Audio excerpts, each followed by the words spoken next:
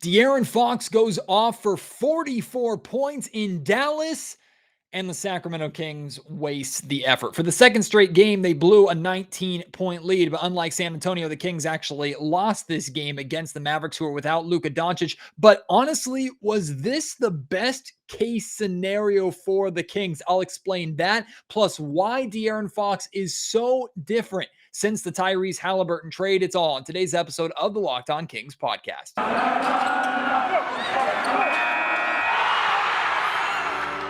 You are Locked On Kings, your daily Sacramento Kings podcast, part of the Locked On Podcast Network, your team every day.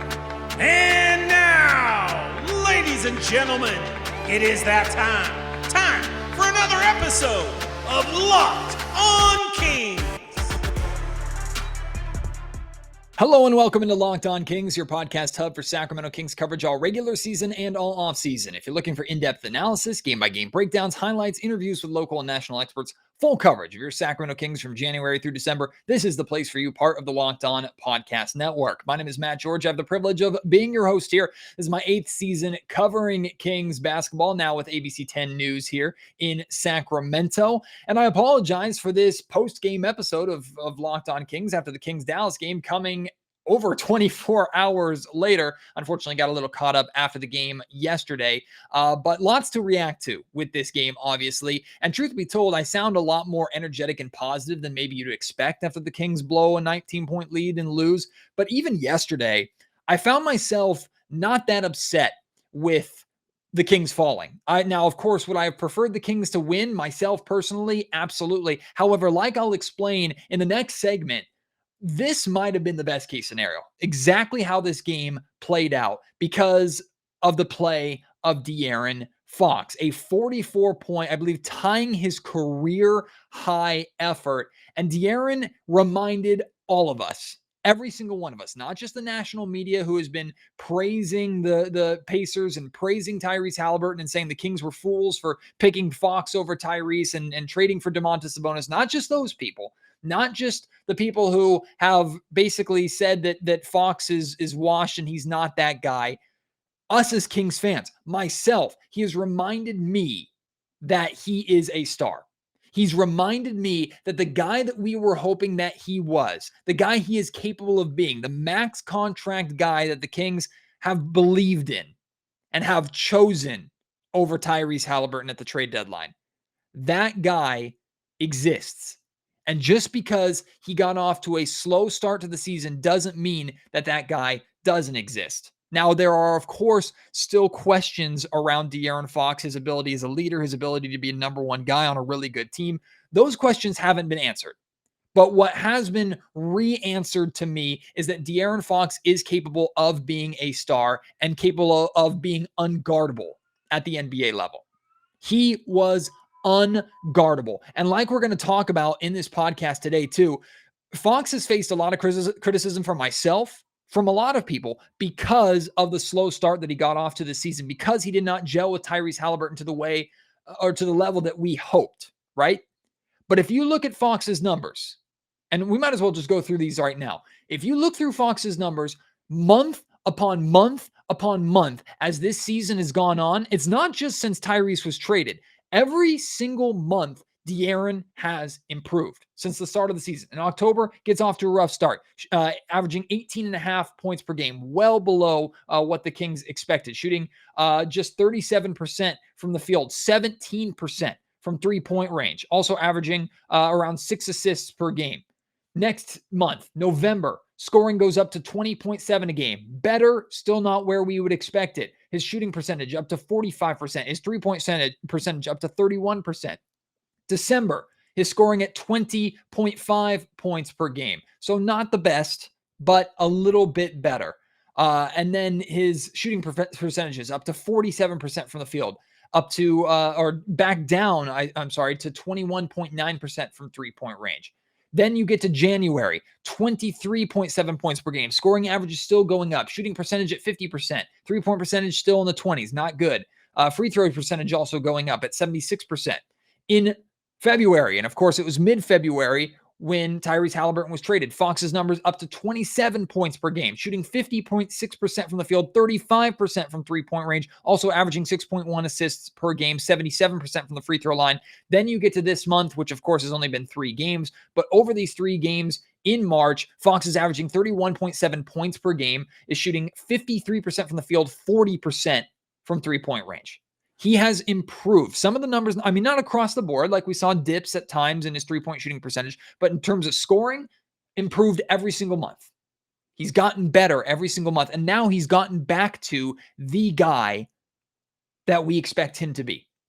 And what was different in that Dallas game in particular? I'm going to share with you also what's different since the Tyrese Halliburton trade, why I believe Fox looks re-energized, why he has rebought in, and it's really simple. It's really simple, and also from less from a like statistical basketball standpoint, but from a pure like human standpoint, it makes a lot of sense. I'm going to get to that in just a second. But in this Dallas game, what did we see different for De'Aaron Fox? To me, I saw what I've started to see over the last couple of games, but it was like tenfold in this Dallas game. Fox was back to doing what he was doing a lot last season, which was gliding and smoothly working his way to a 20-plus point performance. And even though the Kings lost this game, even though they lost by 1 point and Fox missed a crucial free throw at the end of the game, I cannot blame De'Aaron for this loss at all. To me, these are 2 separate things completely. The Kings blew a 19-point lead. The Kings lost to the Dallas Mavericks, who were missing their above and beyond best player. That's one part of the story. The other part of the story is the game that De'Aaron Fox had. I can obviously connect the two, but I don't think it's necessary to. There are a lot of things that you can criticize from this game that are significantly more important than criticizing De'Aaron Fox for missing a free throw or maybe at times poor decision-making. De'Aaron had a fantastic game. On offense, it was easy. He was unguardable. He was picking his spots. He was hitting from mid-range. He was getting to the rim, finishing in traffic. Poor guy still can't buy a foul call, but he's doing his best. It's his 4th 40-point game, 40-plus point game of his career. His 12th straight 20-plus point game. De'Aaron Fox is back. And in this game in particular, he reminded us all that he is a star, that he is that guy here in Sacramento. Of course, the pressure is not going to ease now that he's had one good game.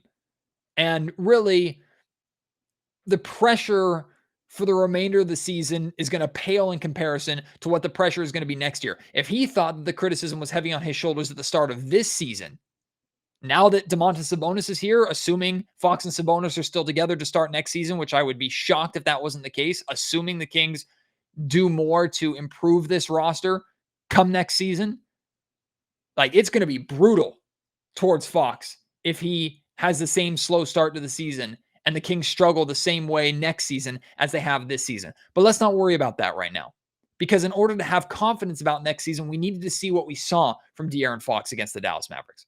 We've needed to see the steady growth, the steady success.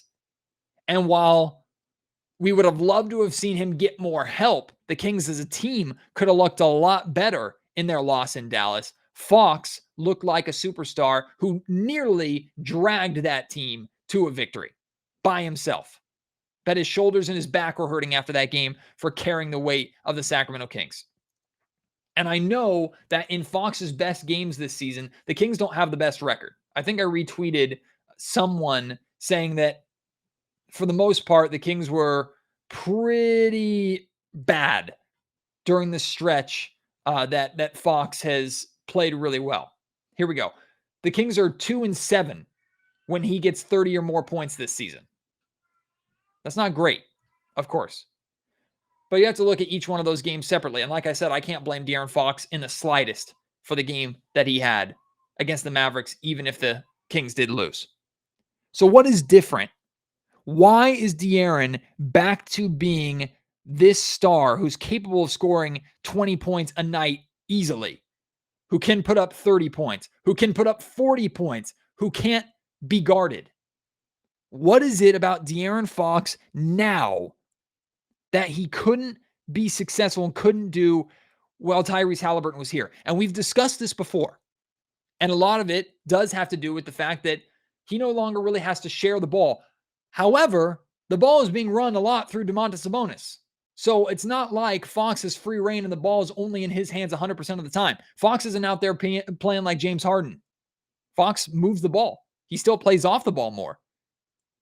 To me, the biggest difference that I see, and again, this has more to do with this is more understandable from like a human frustration level than from like if you take the emotion out of basketball and you see a player, you see their numbers, you see the amount of money they make, you will probably go with the mindset of a player needs to get over this. This doesn't matter. But in reality, these are human beings.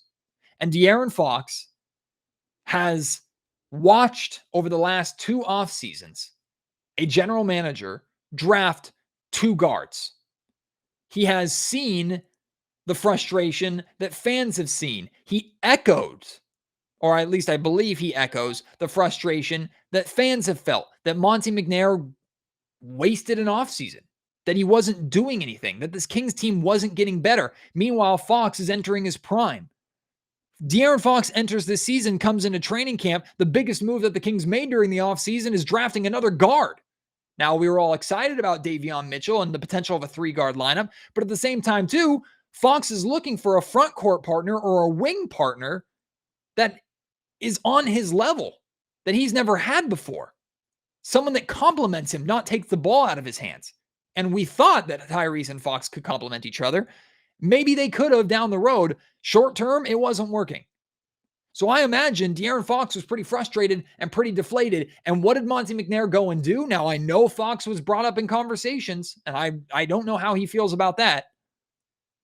But ultimately, Monte McNair went out and got Fox a 2-time All-Star. Got Fox a front court partner, help that he has never had in his career here in Sacramento. And in doing so, recommitted to Fox as the guy here and said, you plus Sabonis are our future. We believe you can win. We're so confident in it that we're trading away our star young player that has all the potential in the world that we have a bargain of a contract for now, and we have complete control over for the next 5 to 7 years. They put their faith in De'Aaron Fox, and not just with words, not just with money. They went out and got him a partner. I would be rejuvenated too. Hell, we saw it right away against the Minnesota Timberwolves, right? The embrace between Fox and Sabonis. De'Aaron has been waiting for a player like Domantas Sabonis. So why is De'Aaron playing much better? Why does he look so much more comfortable? Why is he back to being himself? Because he has a reason to be.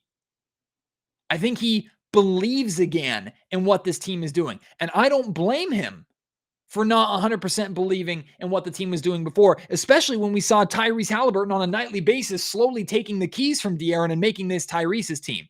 And again, this is not an anti-Tyrese take at all, because Tyrese was outplaying De'Aaron Fox. And I think the Pacers are going to be just fine with Tyrese as their main guy.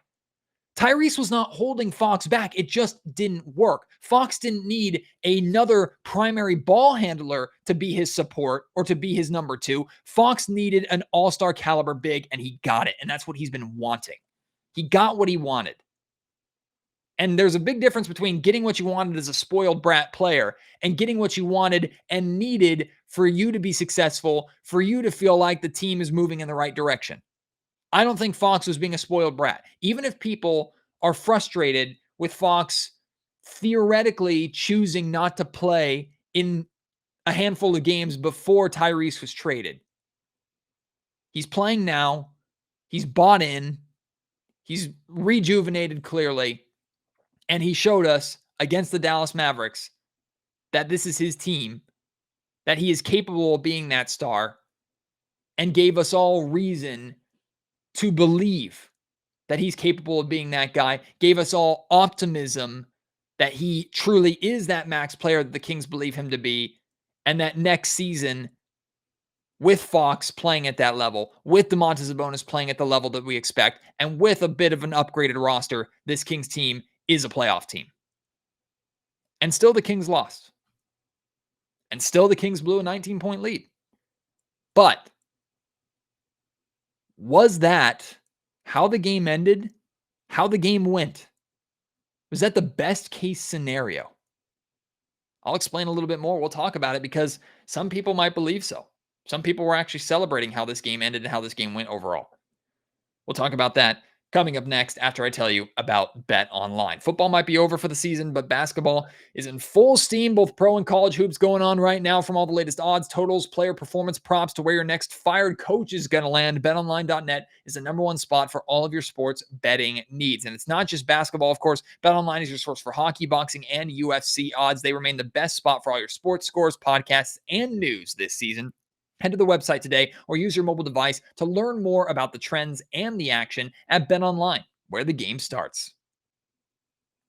I'm never going to celebrate a loss. No matter if it helps the Kings in their draft lottery standings, if it secures a number one overall pick, you're not ever going to find me personally celebrating a Kings loss. However, I do recognize best case scenarios. I do recognize how there can be positives to take away from a loss. And in reality, while I'm not, like I've done all season, not trying to spin this as a silver lining or moral victory by any means, what the Kings got in this loss to the Dallas Mavericks is a reminder that De'Aaron is their guy, and they lost the game giving themselves better draft lottery odds, or at least keeping that spot, that sixth spot they're currently at right now.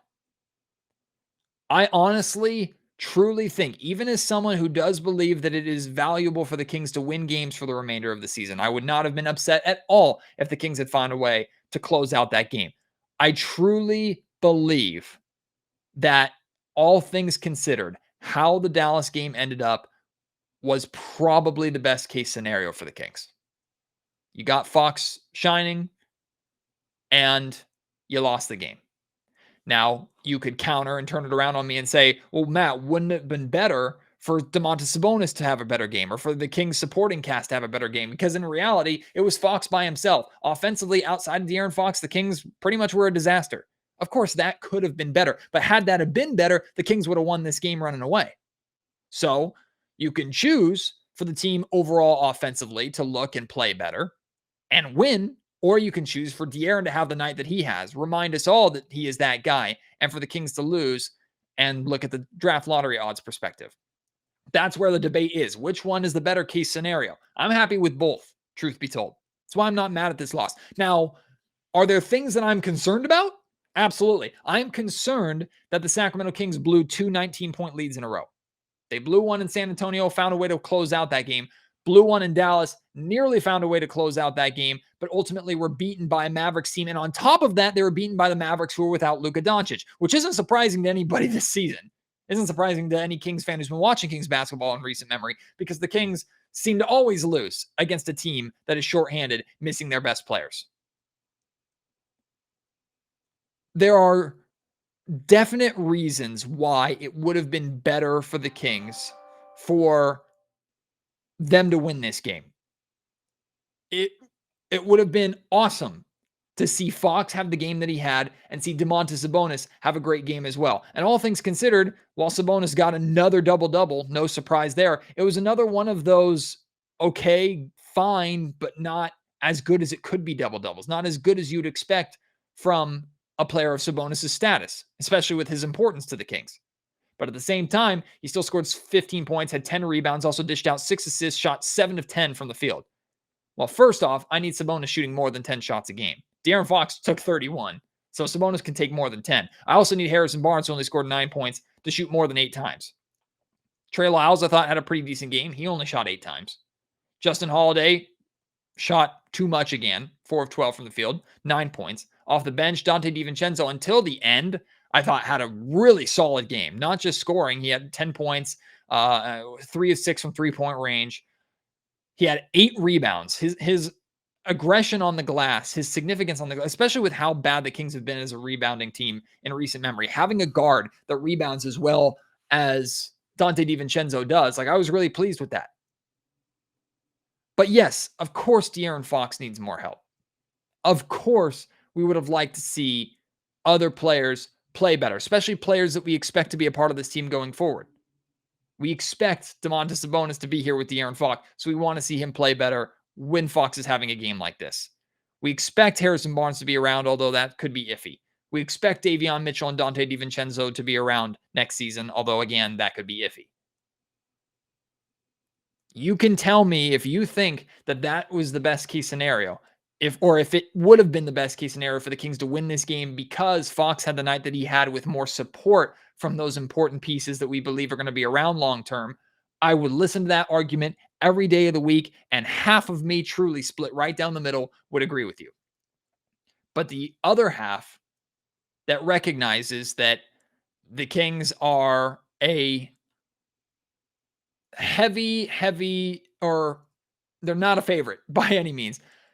The making the play-in at this point is going to take a lot of luck versus securing better draft lottery odds, like we've talked about in past podcasts, may be the better play. Recognizing that, plus seeing the night that Fox had, being treated to a good game that was decided by 1 point on the road, it's really, overall, it's difficult for me to find negatives and a reason to be frustrated. The Kings absolutely 100% should have won that game. They should have. They were up 19 on the Mavericks without Luka Doncic, with their star scoring 44 points. The Kings should absolutely have won that game, but they didn't, and it's not that bad. I think that's where I'm at. And I think if I had heard myself say that a month ago, I would have wanted to throw a brick at my head. But that's where the Kings are at this point in time. Or at least that's where I'm at. That's how I feel. Maybe I'm on an island. Maybe you agree. Let me know. At Matt George Sack on Twitter. Email me, mattgeorgesports@gmail.com. But thankfully, this road trip is over. We'll look at the Kings schedule briefly, find out what's next, because the schedule gets really tough from here on out. Also, a peek at the updated standings.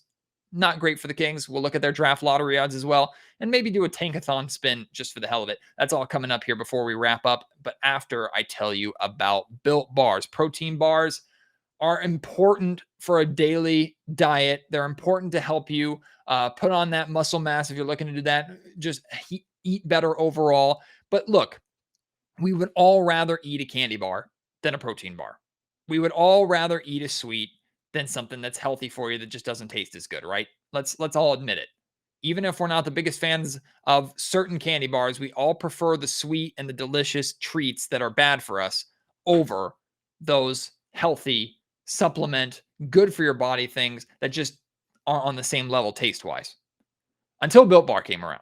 Because Built Bar is a perfect blend of both worlds. Very, very healthy, delicious, covered in 100% chocolate. In my opinion, better than most candy bars out there. And even has my wife's seal of approval. And she's a munchie when it comes to like Crunch Bars and Butterfingers and things like that.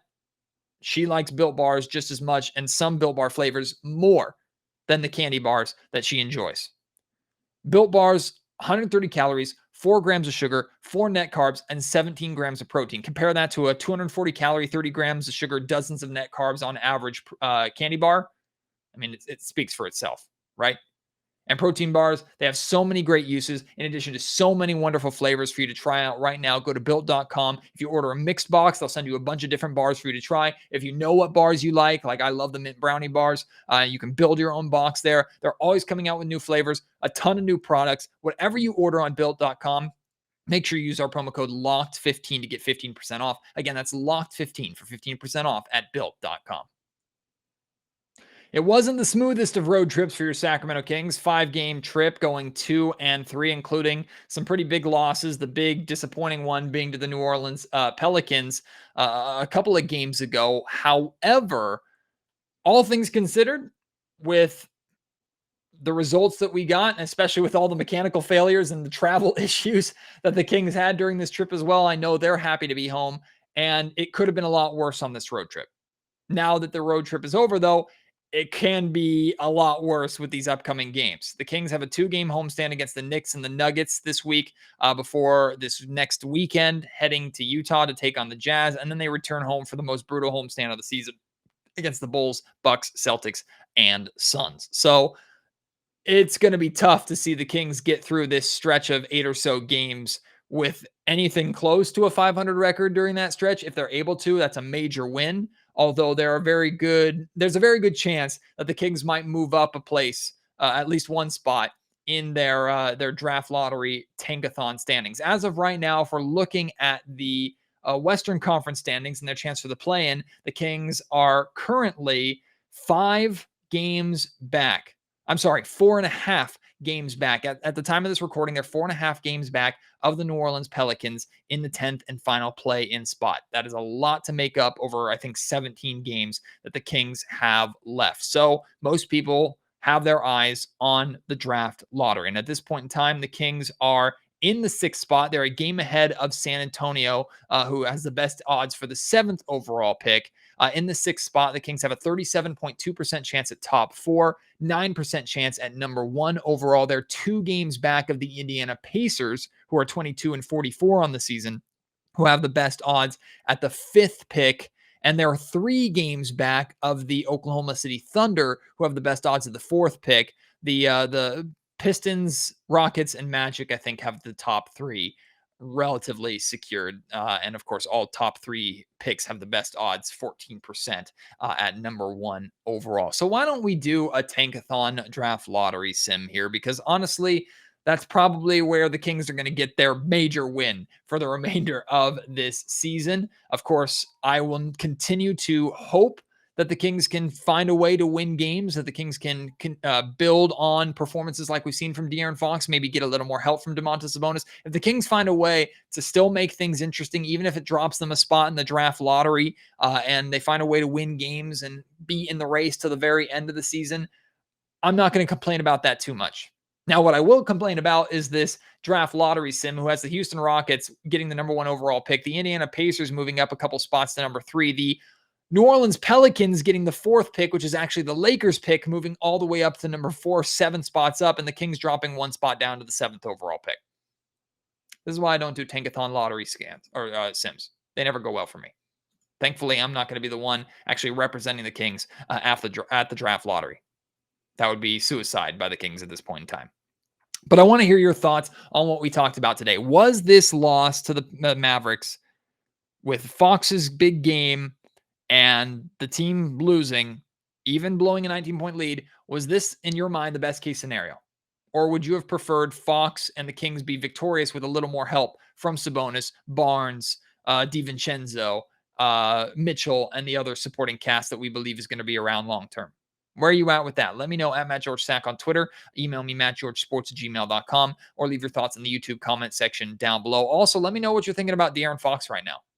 Like, are you still disappointed maybe? Are you still skeptical? You still don't 100% feel as confident in Fox as maybe you did before the season started? Where are you at with De'Aaron Fox? Let me know that as well. Kings back in action, thankfully back home tomorrow night following that game. The plan is to actually have a post-game pod on the night of the game itself. Again, I apologize for not having that for you here sooner. It's good for the Kings to be back home. I'm going to try and be making my way out to a Kings game in the Golden One Center. It's been a while since I've gone. So I'm looking forward to try and get out to a game or two before. I'll let you know which games I go to in case you're going as well. Would love to meet up and say hi. Also, the event at the Arco Arena, saying goodbye to Arco Arena, is coming up here pretty soon. And that is an event that I'm definitely going to be at because I love that building. I am still going to be doing a podcast in the future dedicated to telling stories of just my experiences in Arco Arena. And I would love for you to send me your stories, your Arco Arena memories, if you can and would like to as well. So I appreciate all your support. Appreciate you listening. Thanks for your patience in getting this episode out. And I look forward to having you join me for the next one. Until then, my name is Matt George. You have been listening to Locked On Kings, part of the Locked On Podcast Network.